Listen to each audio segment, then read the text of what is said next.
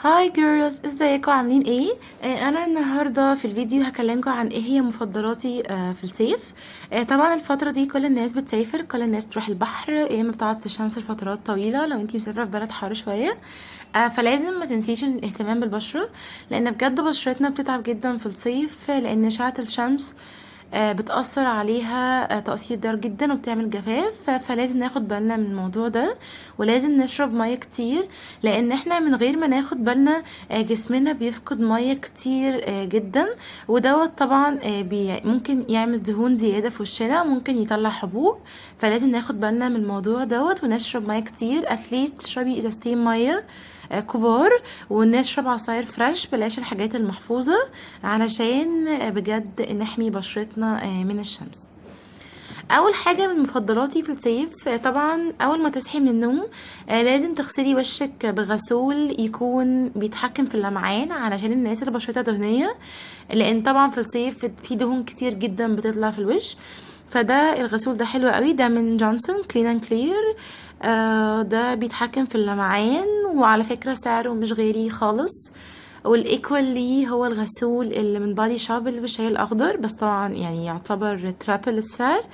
فده حلو جدا وانصحكم ان انتوا تستخدموه، ده اويل فري. فممكن يستخدم اي يعني البشره العاديه او البشره الدهنيه، مفيش مشكله. وكمان نصيحه ليكوا، بلاش صابون في الصيف، بلاش تحطي صابون على وشك، لان بجد كل الصابون فيه كيميكالز عاليه قوي، ودوت ممكن يضر بالبشره وممكن يطلع لك حبوب ويعمل لك جفاف زياده عن الجفاف اللي اصلا اشعه الشمس بتعمله. تاني حاجة هكلمكم عنها هو ده، دوت الليب بالم من بادي شوب. طبعا احنا بشرتنا في فصل الصيف، سوري، الشفايفنا في الصيف بتتعرض للشمس كتير، وممكن تنزلي البحر تتعرض لملح او تتعرض لكلور. فدوت بيعمل لها جفاف رهيب. وفي نفس الوقت عدم شرب المياه كمان بيخلي ممكن تقشير للشفايف، ده بيخلي شكل الشفايف مش حلو. فلازم نهتم بشفايفنا في فصل الصيف ازاي. قبل ما تنامي تحطي الليب بالم اللي انتي بتستخدميه، تحطيه على شفايفك بحيث ان هو يرطبها وبيغذيها بالليل. وفي نفس الوقت تقومي الصبح تلاقي شفايفك حلوة ومش مقشرة وشكلها حلو، بحيث لما تحطي جلاس او اي روج عليها يبقى شكلها حلو يعني. اوكي. تاني حاجة اكلمكم عنها هو ده، ايه دوت السوفت كريم اللي من جونسون، حلو جدا. طبعا مش هقولكم ان احنا لازم في الصيف ان احنا لازم نرطب بشرتنا كويس جدا، بالذات الناس اللي بتنزل البحر كتير بتقعد فترات طويلة في الشمس. لان الشمس بتعمل جفاف رهيب في بشرة الايد والوش والرجل بالذات يعني. فلازم نرطبها على طول. فزيد اللي هو الكريم اللي من جونسون دوت اللي هو السوفت اللي هو الناعم، حلو قوي. وتأثيره جميل، وفي نفس الوقت سعره مش غالي، فأنصحكم ان انتوا يعني يبقى موجود معاكم في فصل الصيف.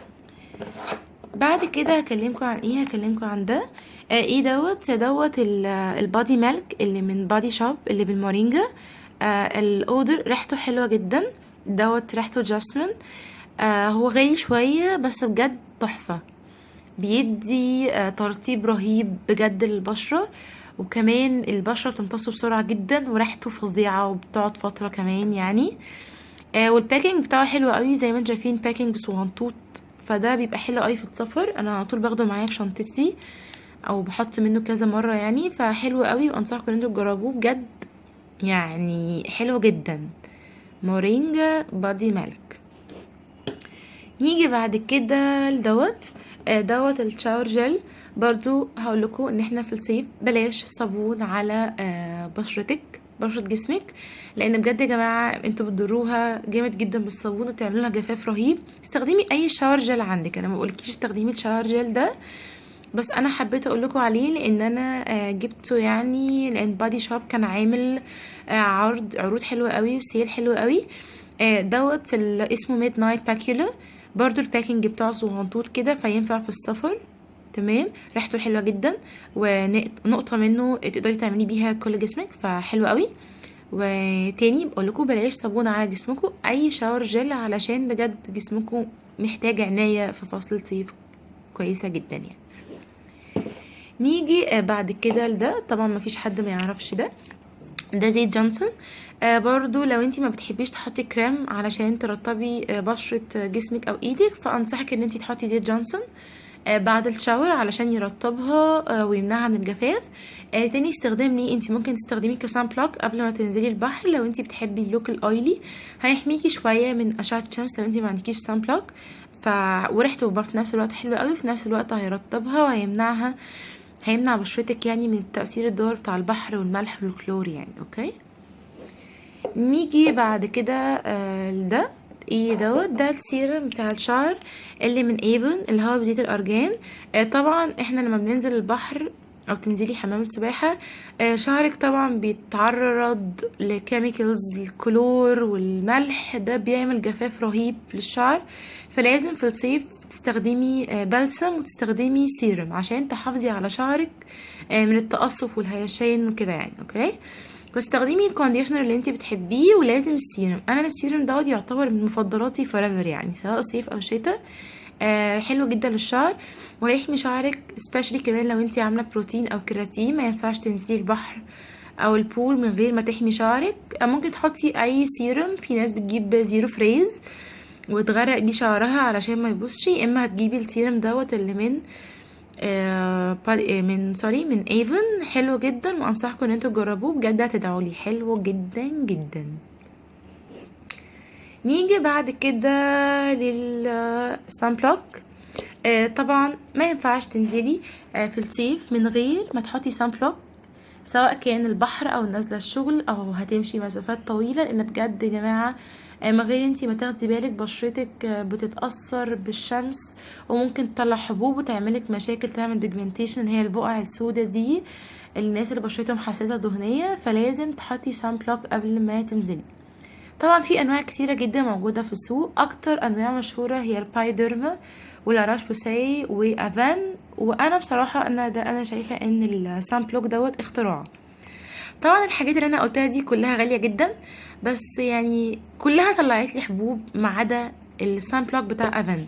انا جربت بتاع بايديرما اويلي جدا بيطلع حبوب، جربت بتاع لاروش ما عجبنيش خالص. لا فعلا السان بلوك بتاع افان حلو جدا جدا وفعلا بيحمي من الشمس.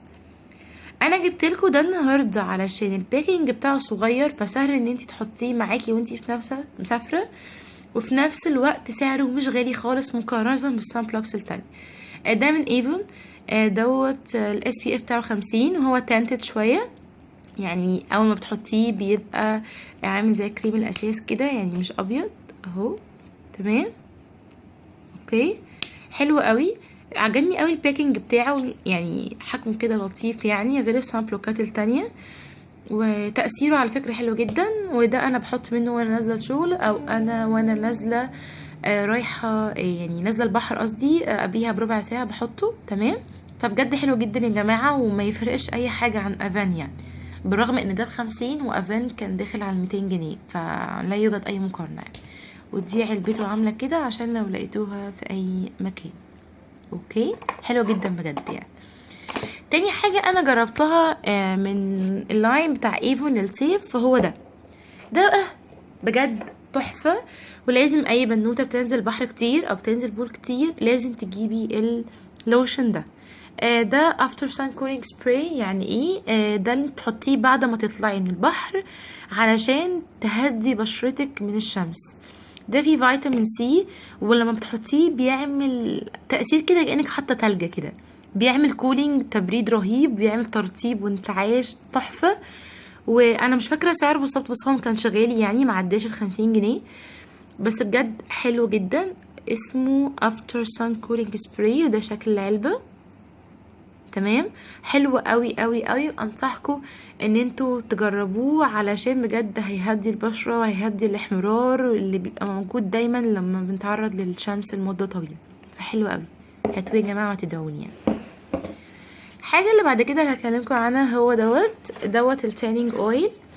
يعني ايه دوت؟ زي ما انتوا عارفين، تستغربوا لما بتشوفوا ناس بشرتها كده بتلمع شويه ومسمره لون البرونز.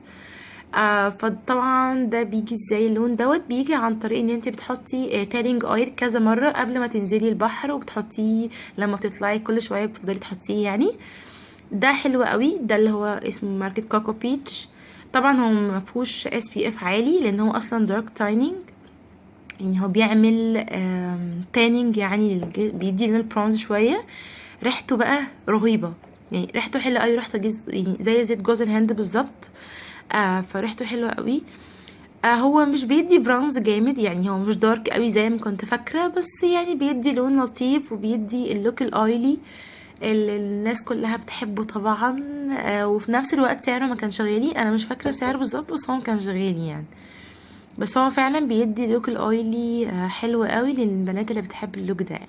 اوكي، نيجي بعد كده لدوت. هو دوت ليه علاقة بالميك اب شوية، بس انا قلت احطه لكم في منتجات العناية يعني في الصيف.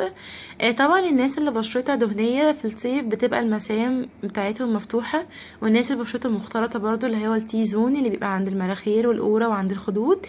اول ما تقومي الصبح، نصيحة مني ليكي قبل ما تحطي اي ميك اب او اي كريم، ان انتي لازم تحطي تونر. التونر ده حلو قوي، ده من اوريفليم دوت اللي بالشاي الاخضر. تمام، حلو جدا وسعره مش غالي، يعني بالظبط نفس التونر اللي بالشاي الاخضر اللي من بادي شوب، مش ميفرقش عنه اي حاجه. ريحته حلوه قوي، فعلا بيعمل كونتراكشن، يعني بيقفل المسام بتاعه الوش، فبالتالي لما تيجي تحطي سان بلاك او تحطي كونسيلر او تحطي كوركتور او فاونديشن هيفرق معاكي، وهتحسي فعلا بلوك مختلف كأنك حتى برايمر بالظبط. فنصيحة ان انتوا تستخدموا تونر في الصيف، بجد مهم جدا يا جماعة، بالذات الناس اللي بشرتهم دهنية يعني. ولو انتي ما عندكيش تونر، ممكن بمنتهى البساطة لو عندك مية ورد تحطيها في التلاجة اول ما تصحي من النوم.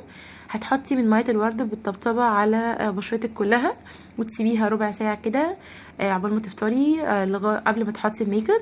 يا اما هتجيبي تلجية صغيرة تحطيها في ستيك وتمرريها على بشرتك كلها، برضو هتديكي نفس الايفكت يعني لو انتي ما عندكيش تونر. انا كده خلصت منتجات العناية بالنسبة فصل صيف.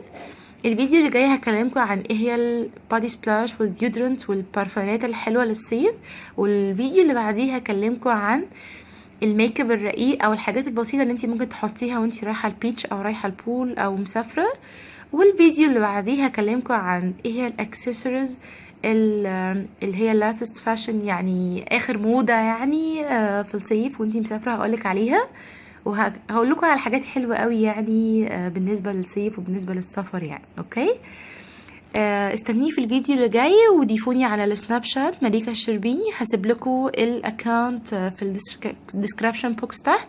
واتمنى ان انتوا تتابعوني على السناب شات، واوعدكم ان انا هعمل لكم حاجات حلوه كتير. باي باي، استنوني الفيديو اللي جاي.